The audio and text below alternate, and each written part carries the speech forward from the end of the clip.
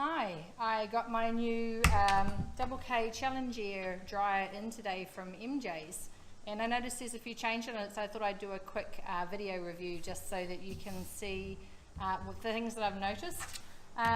One of the things is that I spoke to MJ's about it. They said that the casing is different now. It's a lot thicker, a lot quieter, and the handle on here is changed. You can see it now has an actual handle as opposed to the old one, which was just this nozzle here. You probably know that they got a little bit hot after a while when you were holding them. We would put a little sock over the top of it made of terry toweling, like the athletes use on their wrist, and that helped us to get through the warmth of it, but now that's been eliminated with the new handle.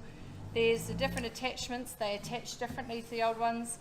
The same water type sweeper that we've had in the past, and that just clips on now, and you can turn it to whichever way you want it depending on which way you're drying. Comes with the wide circular nozzle and the very tiny one. We use this little tiny one for dematting because it really gets in underneath the mats and helps push them out to the surface. So that for dematting, this one for our general sweeping off the water. And another thing while I've got these on here is to say that you can buy a bracket, a wall mounting bracket for them, which you can then hang up and help stop them getting down into the mess. But regardless, I want to show you the actual filters on these. So this is one, so we've just been playing with it, as you can see, and it's got some hair on. Just pull it off. We usually whack it over the side of the rubbish bin and get these off, and you can buy replacement filters. The filters are essentially the same as the last model, but they're slightly different fabric. They feel the same, but they're made of different product. And in the back, there is actually another filter. So this comes off, and in here is a second filter. Now, if you don't know or if you forget, these can become quite choked with dirt because they are there to protect your motor. So it's a really good idea to at least once a week slide this back off of its clips and just check that internal one. So I've got one here that I am reasonably sure nobody will have checked in a little while.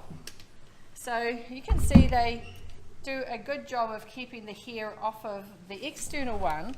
However, they have not been quite so prudent on the internal one. And you can see how this is a different type of thing building up in here. It's still here, but it's a lot of dander. So the fine, anything fine that's managing to get through this first one is being caught in the second one, saving it to go through. But you can see the build up of dander inside this. So when you have these, it's good that we have two filters on it because most dryers just have one. This has the second one, so just remember to periodically clean this inside one out as well. So in terms of the new one, I love it. I love the old one, I love the new one. If anything, it's probably more powerful than the old one was, but you don't need any more power because they are a very powerful unit.